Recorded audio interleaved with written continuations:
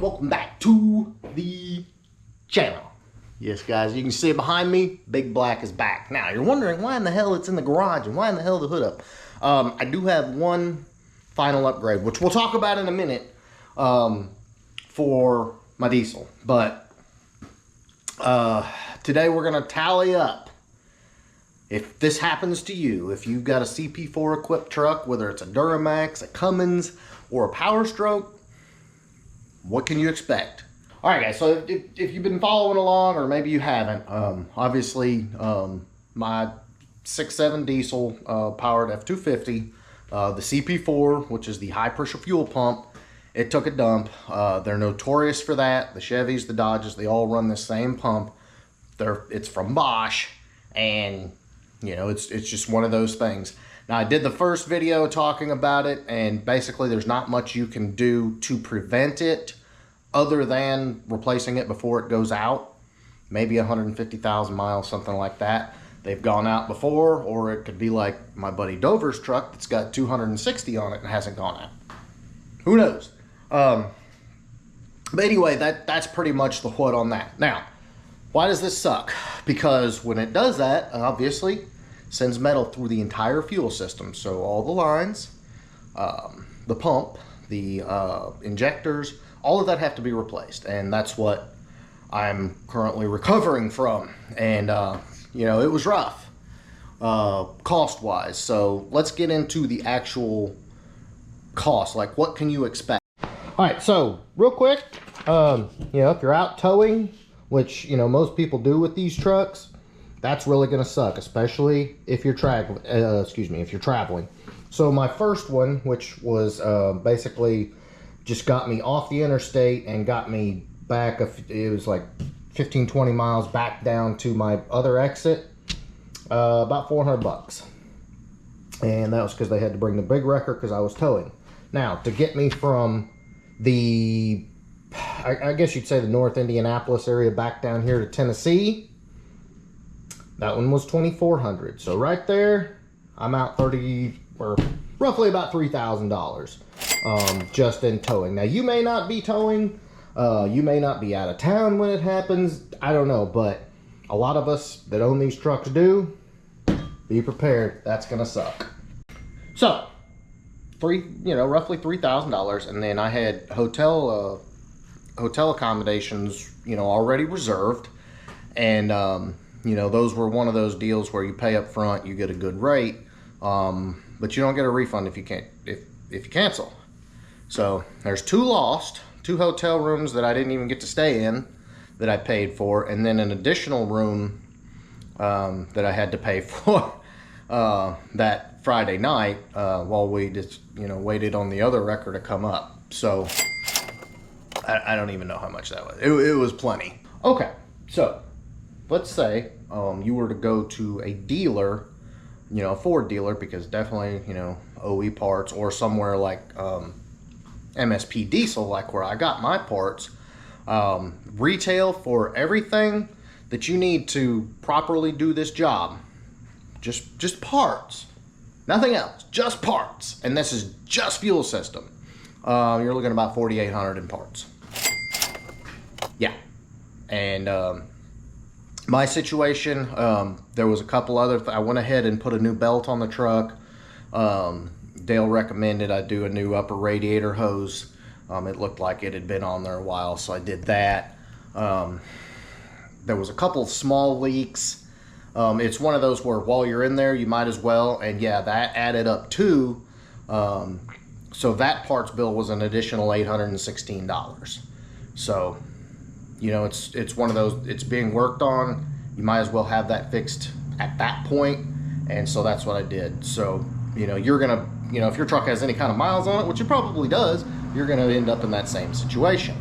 All right.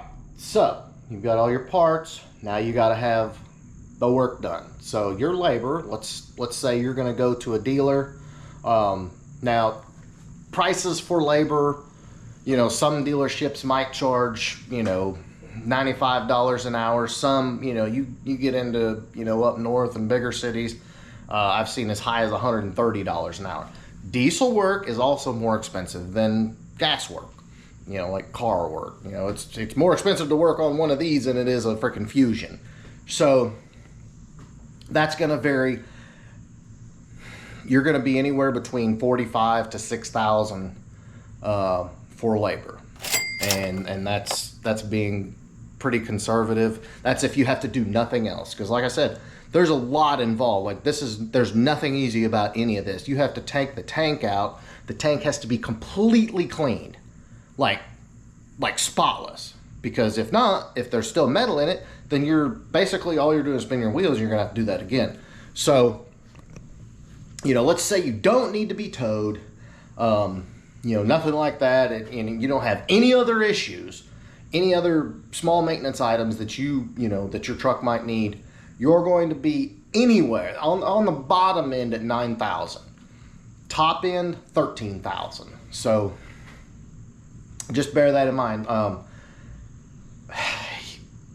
You can maybe get the parts cheaper if you know a buddy that works at a dealership, or you know, you might get the labor cheaper if you know a good reputable diesel mechanic, which I did. Dale's a great guy and a great friend, and really like he had it kind of worked out. He had some time and the truck broke down, and he was like, yeah, why not? So huge shout out to Dale again. Mid-South, or excuse me, MSP Diesel made me a great deal on the parts, so that helped me out there. But you know, if you're going to deal with this situation, you know, let's just say you don't know any technicians, you don't know anybody at the dealership, like you're just walking in off the street, or you're traveling, and your truck's going to need work, $9,000 to $12,000 all day long. Made had a few other things taken care of while it was down, and you know, the truck runs 100% better. It's amazing. I could not be happier to have the truck back. But over here on the table, got an upgrade. All right, guys. So one of the issues, which they're not really that many with the 6.7s. You know, the 6.7 is a solid freaking truck. A solid engine, is the cold side charge pipe. So per Dale's recommendations, I picked up another one. This is made by Spool Logic, and I looked at several different ones, guys, and ended up with this one. It's not bad. The main thing you got to look for is that it's got this bung for your air charge temperature sensor. And it actually came in red, so you know me, gotta be Foxcast red. But I'm about to put this thing on, and it's a lot larger in diameter, so it's gonna help the turbo spool a little faster and maybe whistle a little more than it now does too. So I'm gonna get that installed, and we'll check that thing out. All right, guys, and I know if you've ever looked under the hood of one of these things, it's pretty intimidating, because there's a lot of stuff under here, a lot. But basically all that is you can see where I'm shining this light. It's this charge pipe right here, and I just took this little bolt out, moved the power steering reservoir over. So if you got a 6.7 truck, I highly recommend doing this, and I'll get this out and I'll kind of explain why. But yeah, don't get intimidated, just take it one step at a time. All right, guys, so I've got the pipe out, and as you can see, this is your cold side. This is your charge pipe right here. And so basically they blow out because they're freaking plastic, and especially if your truck is tuned, or you know, anything like that. Get these out of the way. I need to see those for my records. You know, you'll bust that plastic every freaking time, especially if you're tuned. But also, you look at the difference. Yeah, gonna help that turbo spool a little faster. I can't wait. So basically all I'm gonna do is change this air charge temperature sensor and put her back together. But as far as what you're doing under the hood here, and grab my flashlight, ain't nothing to it. There's your throttle valve there, and then there's your intercooler connection there. And I did take this, like I said, I took that bolt out, moved that out of the way, but Nothing to it. And then there's your harness for your air charge temperature sensor. But let me put this thing back together and see what she do. All right, boys. So took quite a bit of wrestling. I'm not gonna lie about that. But I've got everything on here. Everything's still loose, and of course I can put my reservoir back where it goes, and got my harness right there. But yeah, the only thing that's going to be kind of a pain in the ass is getting to that clamp right there. I'm just going to put a gear wrench on it. Yeah, not bad at all. And of course, Foxcast red, looking good. Not bad at all.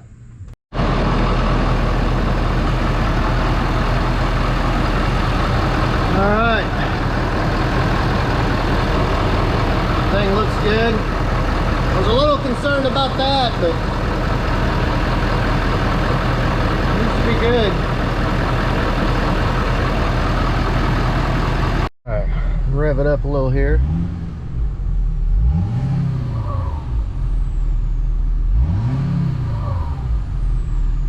Yeah. So far, so good.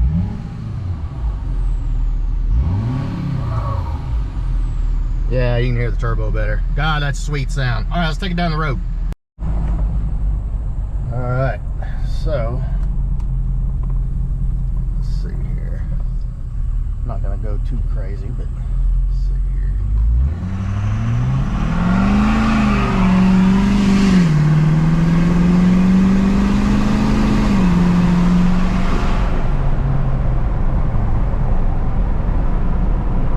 Not bad at all, boys. Why am I stupid? I don't use that to program. It's all it is just for monitoring. But well, you can definitely hear the turbo better. It seems like it's spooling up a little faster too.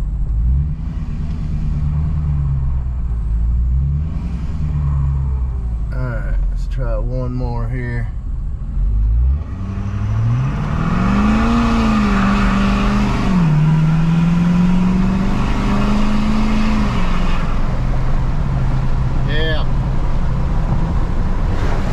Very nice.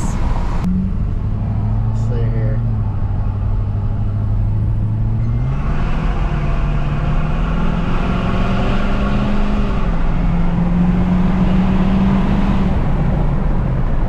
Damn.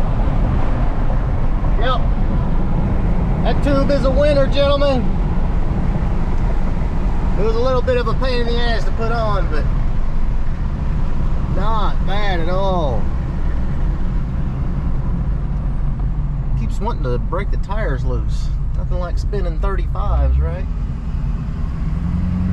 Alright, one more just because you asked for it, right?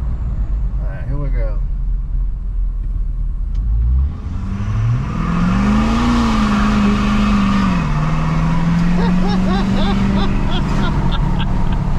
Oh my god. Alright, that's it. Alright, so double checking my work. Everything looks good, everything's tight, no leaks.